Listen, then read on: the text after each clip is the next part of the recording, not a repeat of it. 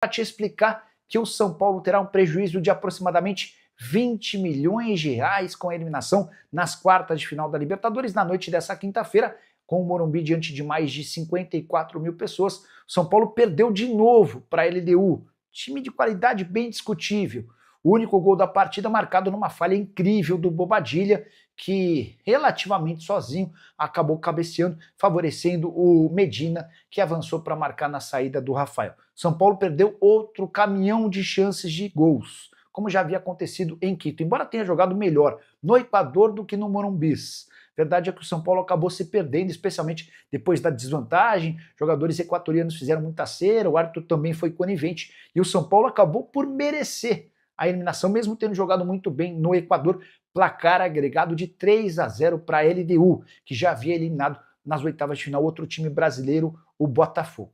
Nas semifinais, mais um brasileiro, agora a vez é do Palmeiras, onde o buraco me parece mais embaixo.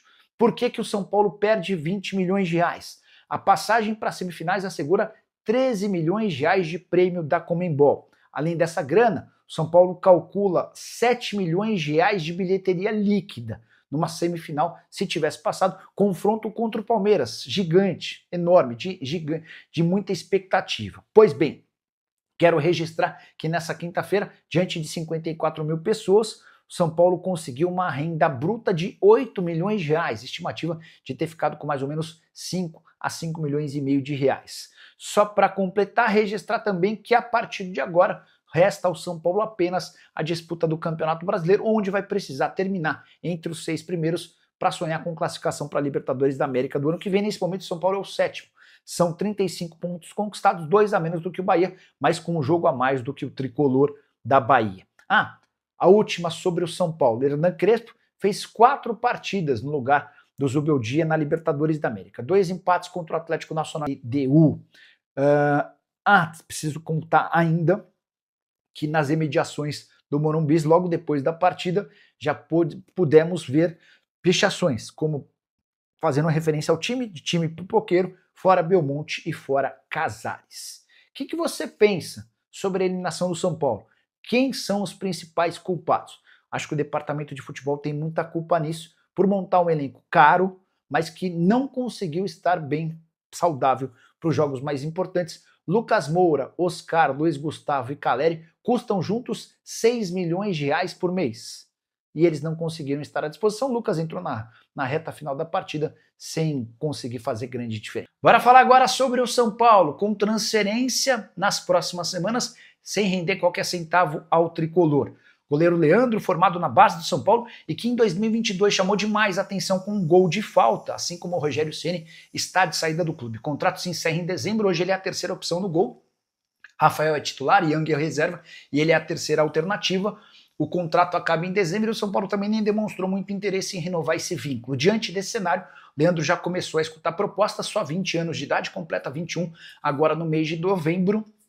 E entre as maiores alternativas está jogar em um clube pequeno de Portugal. São 2 os interessados, as tratativas já estão em andamento e o Leandro precisa entrar em campo. Ele não joga desde a Copa São Paulo de Juniores, ou seja, seu último jogo em 16 de janeiro do ano passado. Diante da dificuldade em ver o Leandro prosperar com o Yang e com o Rafael à frente dele, o tricolor topou liberá-lo de graça. Não vai ficar com qualquer compensação financeira. Informação exclusiva no São Paulo, o tricolor já começou a debater como profissionalizar as categorias de base. Cotia vai passar por uma enorme reformulação assim que o Conselho Deliberativo aprovar a criação de um fundo que vai captar até 350 milhões de reais. Júlio Casares, presidente do clube, tem se reunido com grupos de conselheiros para assegurar a aprovação em votação que vai acontecer muito em breve. Em paralelo a isso, uma equipe formada pelo São Paulo debate nomes que podem assumir as categorias de base do São Paulo. A ideia é profissionalizar absolutamente tudo e contar com os melhores do mercado.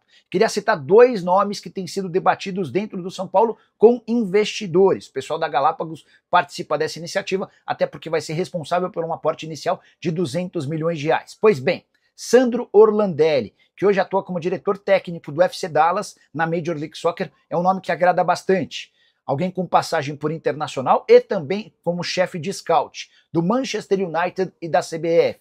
Outro nome pretendido pelo São Paulo, Gustavo Grossi, argentino e responsável por uma transformação no River Plate. Você vai lembrar que o River, na Série B do Campeonato Argentino, acabou tendo como grandes protagonistas o Marcelo Gallardo como técnico e o Gustavo Grossi na formação das categorias de base do clube. Hoje o River é um dos times que mais revelam jogadores na América do Sul. O Grossi ainda passou pelo Internacional, também trabalhando com a base, e nesse momento atua na Federação Argentina de Futebol, cuidando do projeto de Copa do Mundo e também de formação de atletas. Então, Gustavo Grossi e Sandro Orlandelli hoje são os nomes mais cotados para assumirem as categorias de base do São Paulo, que promete revolucionar o futebol brasileiro. A ideia do São Paulo é, com dinheiro para contratar os melhores atletas sub-20 da América do Sul, se transformar numa potência ainda maior do que a do Palmeiras, que já garantiu mais de 2 bilhões de reais de vendas de atletas, somente com jogadores formados na base nos últimos 10 anos. Quarta colocação do São Paulo, o tricolor conseguiu